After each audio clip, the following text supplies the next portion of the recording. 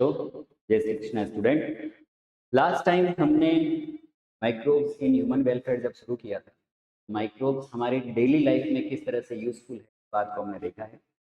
कर्डिंग हमने करवाई है, कर्ड का फॉर्मेशन करवा के हमने ये बताया कि माइक्रो जैसे लैक्टोबैसिलस जैसे माइक्रो के लिए वहां पर एक डेफिनेशन भी आई थी, इनोकुलम। इनोकुलम क्या होता है? वो मिनिमम रिक्वायरमेंट जो इन्फेक्शन करने के लिए काफी होती है, इसे हम कहते हैं इनोकुलम डोज। ठीक है, इसके लिए आपने एक ऑप्टिमम टेम्परेचर भी रखा था। फिर हमने एक और बात करी थी यीस्ट के बारे में, सेक्रोमाइसिस सेरेवेसिस। ऐसे ही आपने रेक्टिफोर्ड चीज, फिश चीज, इनका भी जिक्र किया था। यहाँ पर हाउस होल्ड प्रोडक्ट में माइक्रोब्स किस तरह से बात है। अब आ जाता है कि इंडस्ट्रियल स्केल पे क्या वास्तविकता में माइक्रोब्स हमारे लिए यूजफुल। इंडस्ट्रियल प्रोसेस मीन्स हो गए, इंडस्ट्रियल पर्पस मीन्स हो गए क्या, जैसे आप विनेगर का फॉर्मेशन बहुत बड़े पैमाने पर हम कर, इथेनॉल का प्रोडक्शन करवा रहे हैं, बहुत लार्ज स्केल पे करवा रहे हैं, तो इन सब का प्रोडक्शन यदि करवाया जा रहा है तो ये होगा इंडस्ट्रियल स्केल। क्या सच में यहाँ पर भी कोई माइक्रो ऑर्गेनिज्म काम में लिया जाता है? तो चलो देखते हैं कि कौन कौन से ऐसे माइक्रो ऑर्गेनिज्म है जिनका हम यूज कर रहे हैं इंडस्ट्रियल स्केल के लिए। सबसे पहले आ जाता है माइक्रोब्स इन इंडस्ट्रियल प्रोडक्ट्स में।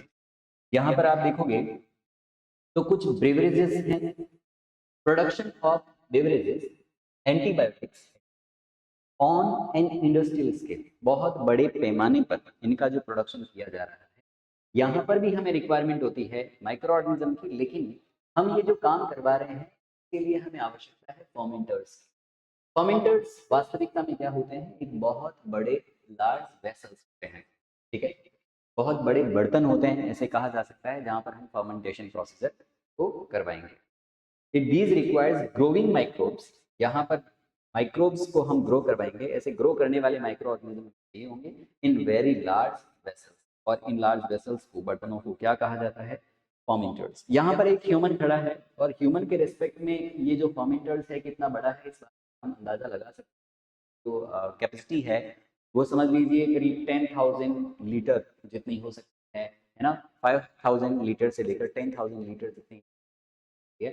घर पे लगे जो वाटर टैंक होते हैं उनसे भी बड़े साइज के आपको ये फर्मेंटर्स दिखाई देंगे। यहाँ पर सबसे पहले है फर्मेंटेड बेवरेजेस, जहाँ माइक्रो ऑर्गेनिज्म यूज किया जा रहा है। जहाँ बेवरेजेस की बात हम करते हैं इसका मतलब क्या है? We are talking about whisky, brandy, rum, beer, है ना, इन सब का फॉर्मेशन। और इनके लिए हमें एक तो माइक्रो ऑर्गेनिज्म कौन चाहिए होगा? यीस्ट। यीस्ट क्या है? एक फंगस है, यूनिसेलुलर फंगस है। आज बता सकते हैं आर.एच. विटेकर के अकॉर्डिंग ईस्ट को कौन से किंगडम में रखा जाएगा?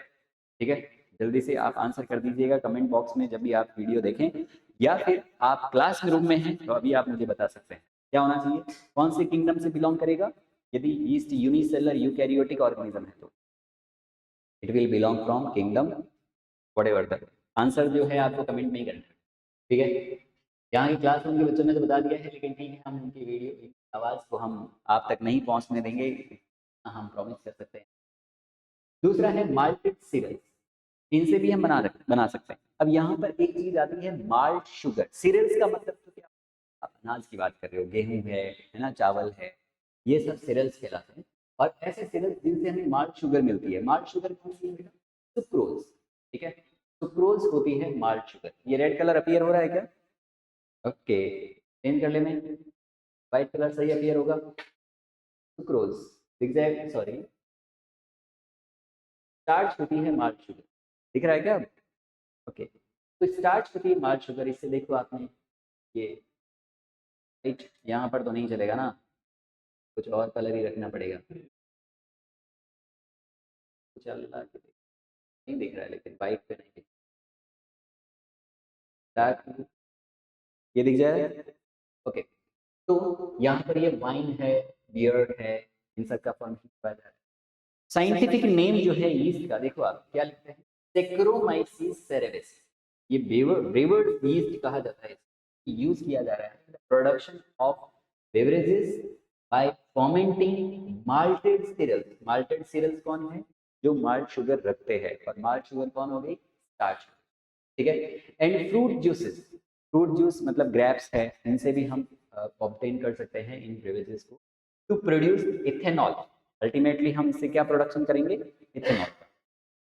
आफ्टर इथेनॉल हम डिस्टिलेशन प्रोसेस से तो बना सकते हैं क्या, विस्की, ब्रांडी, रम, है ना, और अरेक, जिन, ये सब बना सकते हैं किससे, डिस्टिलेशन प्रोसेस से। और वही यदि मैं नॉन डिस्टिलेटेड पोर्शन से प्रिपेयर करूं, then we can prepare wine, ठीक है, wine and beer non distillation process से बनाए जाएंगे, जबकि विस्की, ब्रांडी, रम, जिन, अरेके ये जो होती है वो हम डिस्टिलेशन प्रोसेस से प्रिपेयर करेंगे, ठीक है। अब डिस्टिलेशन प्रोसेस क्या होता है, on the basis of their boiling temperature, boiling point, हम उनको सेपरेट करेंगे टेम्परेचर के बिहाफ पे, तो ये प्रोसेस कहलाता है डिस्टिलेशन। तो ये स्लाइटली थोड़े महंगे आने चाहिए, इनमें प्रोसीजर थोड़ा ज्यादा हुआ है, तो विस्की, ब्रांडी जो है वो थोड़ा महंगे होंगे, एक्सपेंसिव होंगे with respect to these wine and beer, ठीक है। मुझे आइडिया नहीं है बेटा, मैंने कभी पी नहीं है, then I haven't any idea कि किस तरह के हैं। मैंने तो बस वो कल आपसे डिस्कस करा है, क्या है ना, तोड़ी, उसको ट्राई किया है बस, ठीक है। इसके बाद दूसरे बहुत इंपॉर्टेंट एस्पेक्ट है, नीड पॉइंट ऑफ व्यू से देखा जाए तब भी बहुत ज्यादा इंपॉर्टेंट है, एंटीबायोटिक्स, ठीक है। एंटीबायोटिक ये नाम जो है ना, ये रिप्रेजेंट करता है, एंटी का मतलब तो क्या होता है, अगेंस्ट, क्या होता है, अगेंस्ट, एंटी मीन्स होता है अगेंस्ट, बायो मीन्स होता है लाइफ, मतलब ऐसे केमिकल सब्सटेंसेस जो लाइफ के अगेंस्ट है। क्या सच में ये लाइफ के अगेंस्ट है? हमारे लिए तो ये प्रो लाइफ है, बैक्टीरिया की लाइफ के लिए अगेंस्ट है। एंटीबायोटिक की डिस्कवरी चांस डिस्कवरी थी, मतलब इसको मतलब खोजा नहीं गया था, डिस्कवर करने का उद्देश्य नहीं था, कोई एम लेके नहीं चले थे कि हम इसको डिस्कवर करते हैं। अलेक्जेंडर फ्लेमिंग एक्सपेरिमेंट एक्चुअली कर रहे थे बैक्टीरिया पे, और उन्होंने देखा कि बैक्टीरियल कॉलोनी किसी कारण से ग्रो नहीं कर रही है, और वहां पर उन्होंने देखा फंगस को ग्रो करते हुए, तो ऐसा सोचा कि हो ना हो ये फंगस कोई ना कोई ऐसा केमिकल सब्सटेंस सिक्रेट कर रहा होगा जिस वजह से बैक्टीरियल कॉलोनी ग्रो नहीं कर पा रही है, और ये केमिकल सब्सटेंस बैक्टीरिया की लाइफ के अगेंस्ट है, दैट्स व्हाई इसे नाम दिया एंटीबायोटिक। हालांकि बाद में इसके प्योर फॉर्म उनके और कोई 3 साइंटिस्ट है ना, अर्न्स्ट चेन, बराबर, फ्लोरी, इनके नाम होंगे आगे, आप देख लीजिएगा, ये दिखा दूंगा मैं। Antibiotics are chemical substance, antibiotic क्या होते हैं, कोई केमिकल सब्सटेंस जो प्रोड्यूस किए जाते हैं किसी माइक्रो ऑर्गेनिज्म के द्वारा। अब ये जो माइक्रो ऑर्गेनिज्म है वो हो सकता है कोई फंगस हो सकता है कोई बैक्टीरिया हो, इनसे ये जो केमिकल सब्सटेंस है वो ऑब्टेन किया जा सकता है, ठीक है। अब जो ज्यादातर एंटीबायोटिक हम ऑब्टेन कर रहे हैं these are from bacteria, but first antibiotic जो ऑब्टेन करा था हमने किससे करा था, फंगस से, नाम क्या था, पेनिसिलियम नोटेटम, और फर्स्ट एंटीबायोटिक का नाम क्या था, पेनिसिलिन, ठीक है।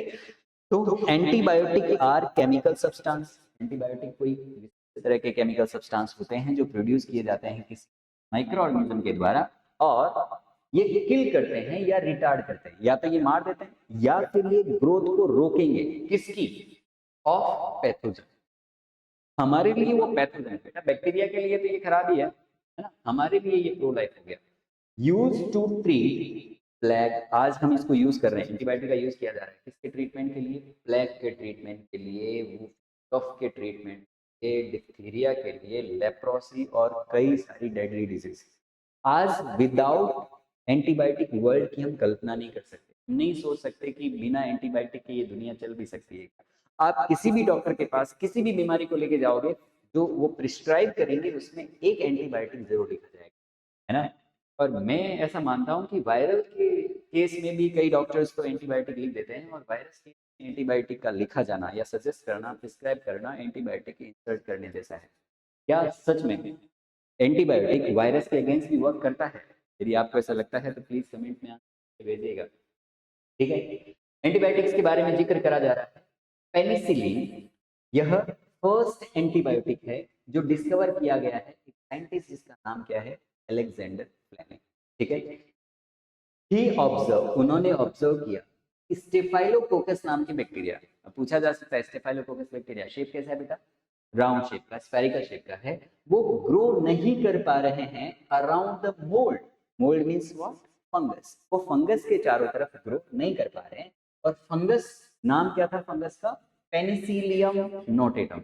इस पेनिसिलियम नोटेटम नाम के फंगस के सराउंडिंग में ये स्टेफाइलोकोकस नाम का बैक्टीरिया ग्रो नहीं कर पा रहा है, ठीक है। Growing in unwashed culture plate, जो कि बिना धोई हुई, धो लेते तब तो शायद फंगस हट जाता, अनवॉश्ड प्लेट थी, इस वजह से वहां पर स्टेफिलोकोकस बैक्टीरिया की जो कॉलोनी थी उसने ग्रो नहीं किया। ठीक है, ही एक्सट्रैक्टेड पेनिसिलिन फ्रॉम इट। इन्होंने बाद में इसी जो मोल्ड वाला पार्ट था से अलग से केमिकल सब्सटेंस एक्सट्रैक्ट कर लिया और नाम क्या दिया उसको, penicillin. Then penicillin was the first antibiotic discovered by this scientist Alexander Fleming। और पेनिसिलियम नोटेटम का ये जो डायग्राम है, आपको ब्रांच स्ट्रक्चर यहाँ पर दिखाई दे रही है, वो क्लियरली एक्सप्लेन करती है कि इसका डायग्राम कैसा होगा। ठीक है, इसके बाद आप देखो अलेक्जेंडर फ्लेमिंग के बाद हांस चेन और हावर्ड फ्लोरे, ये दो साइंटिस्ट है, इन्होंने एस्टेब्लिश किया इसका फुल पोटेंशियल, मतलब उन्होंने प्योर कल्चर इसका ऑब्टेन कर लिया जिसका पोटेंशियल पेनिसिलिन जो डिस्कवर किया गया है अलेक्जेंडर फ्लेमिंग के द्वारा उससे ज्यादा था। उन्होंने इसकी प्योर फॉर्म को जो कि ज्यादा इफेक्टिव है वो अलग से डिस्कवर कर लिया। फ्लेमिंग, चेन और फ्लोरे तीनों को ही इसके लिए नोबेल प्राइज मिला 1945 में, जो कि सेकेंड वर्ल्ड वॉर की कहानी है। ठीक है, इस समय अमेरिकन सोल्जर्स को ट्रीट करने के लिए, फॉर्म करने के लिए इस एंटीबायोटिक का यूज बड़े लार्ज स्केल पे किया गया था। इसमें उनका प्रभुत्व, उनका डोमिनेंसी रहा। इन तीनों साइंटिस्ट की वजह से वो बीमार नहीं पड़ पाए या जल्दी क्योर हो गए और उन्होंने युद्ध जीता, है ना। इस वजह से कि इन्होंने देश के लिए एक बहुत अच्छी उपलब्धि हासिल की है, तो नोबेल प्राइज मिला। ठीक है, देखो यदि आप किसी भी चीज को सही शिद्दत से कर रहे हो, मन लगा के मेहनत कर रहे हो, तो फिर आप करना कुछ और चाह रहे हो कुछ और जाता है, फिर भी आपको नोबेल प्राइज मिल जाता है। बात समझ रहे हो? ये कभी भी नहीं चाह रहे थे एंटीबायोटिक को डिस्कवर करना, लेकिन ये चांस डिस्कवरी थी, और चांस डिस्कवरी में भी अनजाने में कोई काम हो गया और बताओ नोबेल प्राइज मिल गया। सोचो, हम तो साला सोच कर भी कुछ काम करना चाह रहे हैं, फिर भी कोई स्कूल प्राइज भी नहीं मिलता है, ये सुनो। और यहाँ पर जाने अनजाने में ही डिस्कवरी हो गई एंटीबायोटिक, इसलिए इसको हम कहते हैं चांस। तीसरा जो इंपॉर्टेंट रोल आता है यहाँ पर इंडस्ट्रियल स्केल पे जो चीजें हैं उसमें तीन चीजें बता रखी है। फर्स्ट वाज अल्कोहल, जो ड्रग्स हैं, बेवरेजेस। सेकंड जो बात आई थी that was related with antibiotic. Third जो चीज है वो है कुछ केमिकल, एंजाइम्स और अदर बायोमॉलिक्यूल्स। यहाँ पर भी माइक्रो ऑर्गेनिज्म का सबसे पहले आते हैं इसमें कौन, ऑर्गेनिक एसिड। जो एसिड प्रोड्यूसर माइक्रोब्स के द्वारा इंक्लूड है, एसिड प्रोड्यूसर माइक्रोब, मतलब एक ऐसा एसिड जिसमें किसी न किसी माइक्रोब्स का रोल है प्रोडक्शन के। यहाँ पर एक लिस्ट दी हुई है जिसमें एसिड के नाम दिए गए हैं, और यहाँ दूसरी तरफ इसका जो सोर्स ऑर्गेनिज्म है वो कौन है, उनके नाम दिए गए हैं। आपको बकायदा एज इट इज इसे लर्न रख लेना है, क्वेश्चन इसमें डायरेक्टली पूछा। एस्परजिलस नाइगर, ये एक फंगस है। ठीक है, क्या है, एक फंगस है। एस्परजिलस नाइगर से ऑब्टेन किया जाता है सिट्रिक एसिड। ठीक है, एसिटोबैक्टर एसिटा, ये एक बैक्टीरिया है, इसके द्वारा एसिटिक एसिड का प्रोडक्शन होता है। ऐसे ही क्लोस्ट्रीडियम ब्यूटाइलिकम, ये भी क्या है, एक बैक्टीरिया है, इसके द्वारा ब्यूटाइलिक एसिड का फॉर्मेशन होता है। लैक्टोबैसिलस बहुत ही कॉमन है, वेल नोन है, अच्छे तरीके से जानते हैं, एक बैक्टीरिया है और लैक्टिक एसिड का प्रोडक्शन करता है। अब यहाँ पर एस्परजिलस नाइगर दिखने में सुंदर अट्रैक्टिव होते हैं, आप देख पाओगे यहाँ पर। ठीक है, एस्परजिलस नाइगर ये एसिटोबैक्टर बैक्टीरिया है।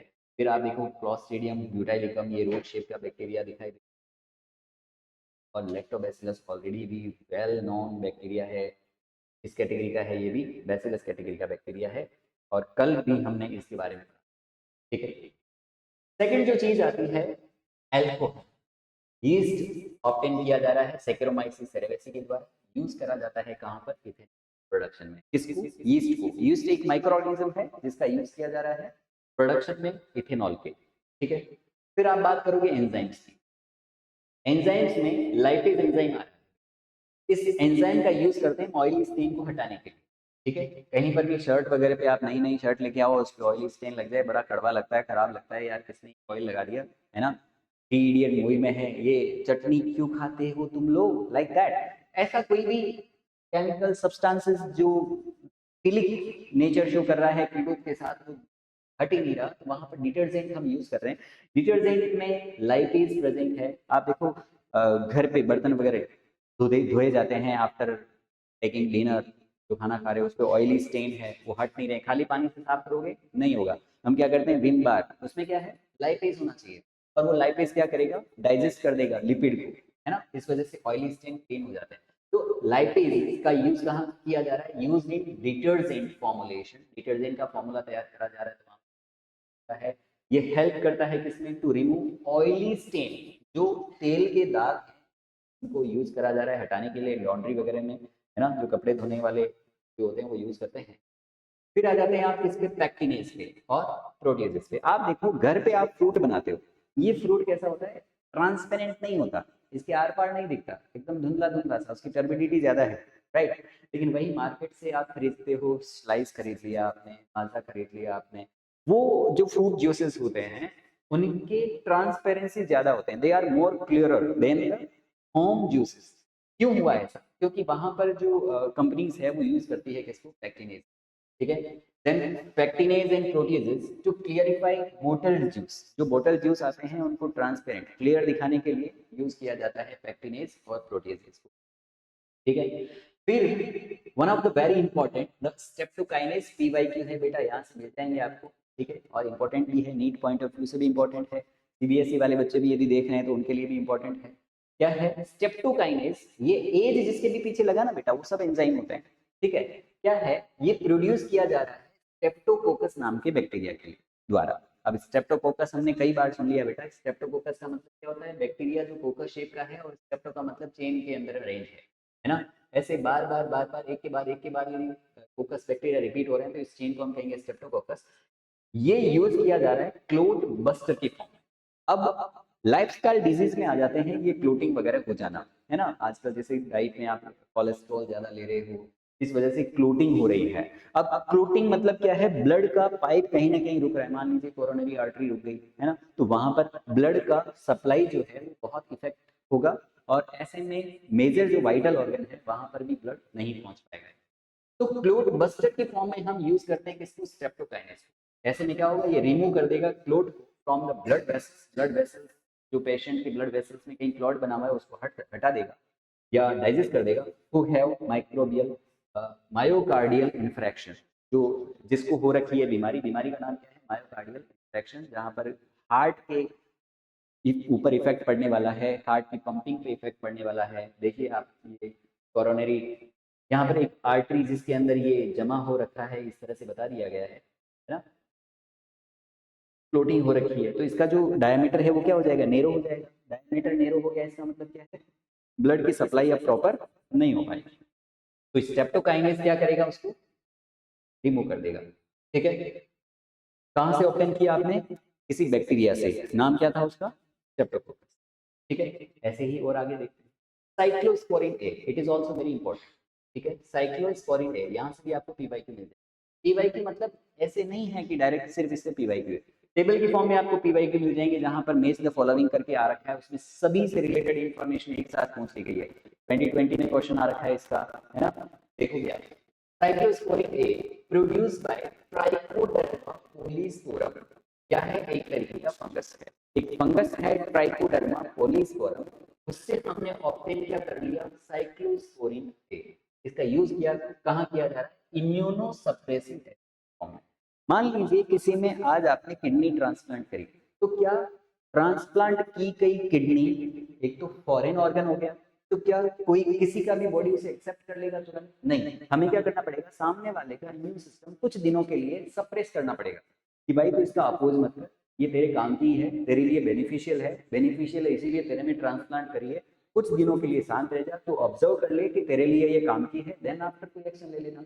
तो इम्यून सिस्टम को सप्रेस करके रखना है, उसको रोक के रखना है, ये काम कौन कर रहा है, साइक्लोस्पोरिन ए। ऑब्टेन कहां से करा जा रहा है, ट्राइकोडर्मा पॉलीस्पोरम नाम की फंगस से, इंपॉर्टेंट।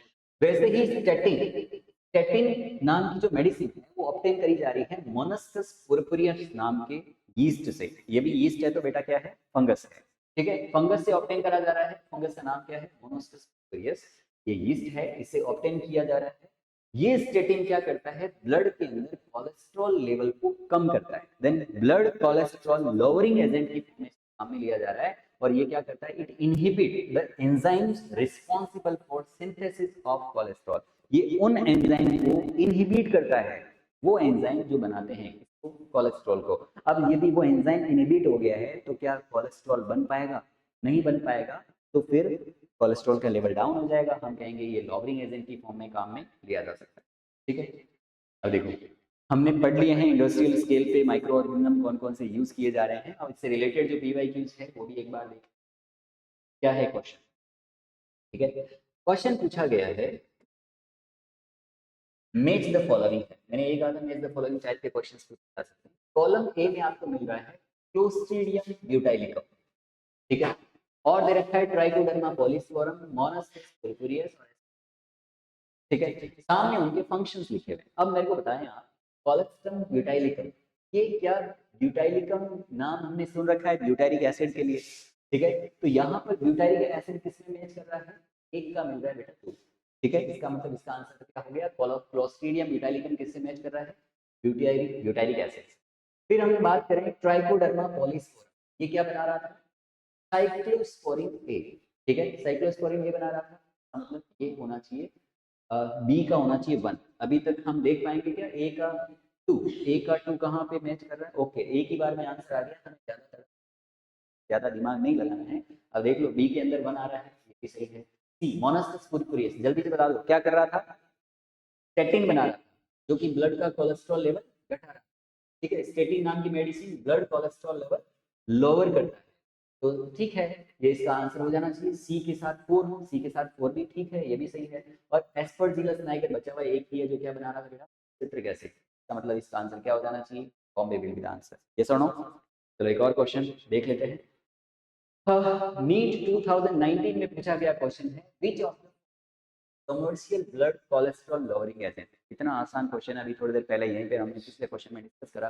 पिछला क्वेश्चन कब पूछा गया है? 2020 में, और वापस से यही रिपीट हो गया। यहाँ पर जो था ये वाला, ये तो था कोलेस्ट्रॉल लेवल लोअरिंग एजेंट, कौन है? मोनास्टिस पुरपुरियस। और यहाँ पर वापस से क्या दे दिया है?